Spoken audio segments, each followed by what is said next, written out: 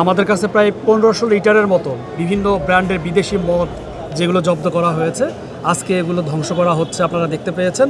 আর এটার সংখ্যা প্রায় 15,000 বোতলের মতো।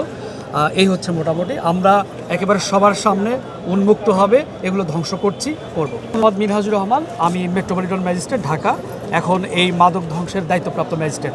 বিভিন্ন মামলায় বিভিন্নভাবে এগুলোকে জব্দ করা হয়, জব্দ করার পর তো আদালতের কাছে এগুলো উপস্থাপন করা হয় যে এগুলো জব্দ হয়েছে, জব্দ তালিকা পাই, তারপরে আবেদন করে এগুলো ধ্বংস করবার জন্য।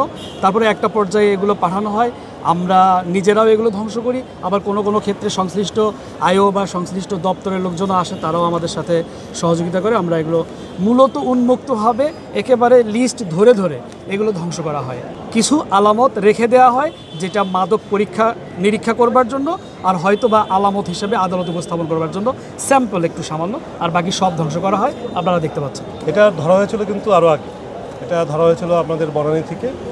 আর একটা চৌকস দল রাত্রিবেলা গিয়েছিল অপারেশন করতে, যে অবৈধভাবে মজুতকৃত মাদক রয়েছে, আপনারা জানেন সংখ্যা অনেক, প্রায় 3904 বোতল বিভিন্ন ব্র্যান্ডের, এবং লিটার যদি চিন্তা করি 1500 লিটারের বেশি। দেশ জুড়ে তোলপাড় ওয়ালটন ফ্রিজ কিনে আপনিও হয়ে যেতে পারেন মিলেনিয়ার। র্যাব তার প্রতিষ্ঠা লগ্ন থেকেই মাদক নিয়ন্ত্রণের ক্ষেত্রে, মাদকদ্রব্য ধরা নির্মূল করার ক্ষেত্রে কাজ করে যাচ্ছে। তারই ধারাবাহিকতায় র্যাব 1-এর চৌকস দল এই কাজটা করেছে, এবং একই সাথে আদালতের কাছে আবেদন করেছিল যেন এই অবৈধ মাদকদ্রব্যগুলো ধ্বংস করা হয়। কারণ আপনারা সবাই জেনে থাকবেন, আমাদের ঢাকা সহ সারা দেশে বিভিন্ন জায়গাতে অবৈধভাবে অনেক ধরনের মাদকের অনেক বলবো যে প্রচার বেড়ে গিয়েছে, যার ফলশ্রুতিতে সমাজের মধ্যে অনেক ধরনের আইন শৃঙ্খলার অবনতি ঘটনা ঘটছে। ছিনতাই থেকে শুরু করে অন্যান্য যে সকল বলবো অপরাধ সংঘটিত হচ্ছে, এর সাথে কিন্তু মাদকের একটা সম্পর্ক রয়েছে। এটা ইয়াবা, গাঁজা এবং মদ ক্ষেত্র বিশেষ সবই মূলত।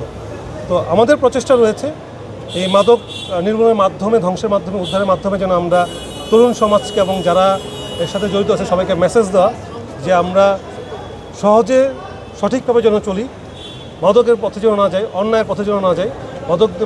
মাদক এবং যে কোনো অপরাধ নির্মূলের র্যাব সবসময় সামনে এগিয়ে থাকবে। পক্ষ থেকে কিন্তু আমরা যতটুকু সম্ভব, আমরা এর সাথে কিন্তু আমাদের হলো গিয়া, যেহেতু ধরা হয়েছে আলামত রয়েছে, আমাদের যে সকল বলবো যে তথ্য রয়েছে, আমরা হলো গিয়া বিজ্ঞ আদালতকে এবং পুলিশকে আমরা দিয়েছি। তো প্রসেস অনুযায়ী কিন্তু হচ্ছে, বাট আমাদের দেশের যে আইন আছে, প্রচলিত আইন অনুযায়ী কিন্তু কার্যক্রমগুলো চলে।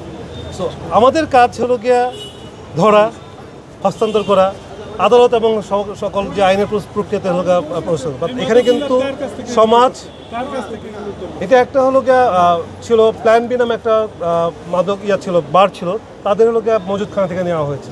প্রত্যেকটা ক্লাবের কিন্তু একটা লিমিট থাকে যে সে এই পর্যন্ত প্রতিদিন বা এই পর্যন্ত স্টক করতে হবে, এটা তার অতিরিক্ত ছিল।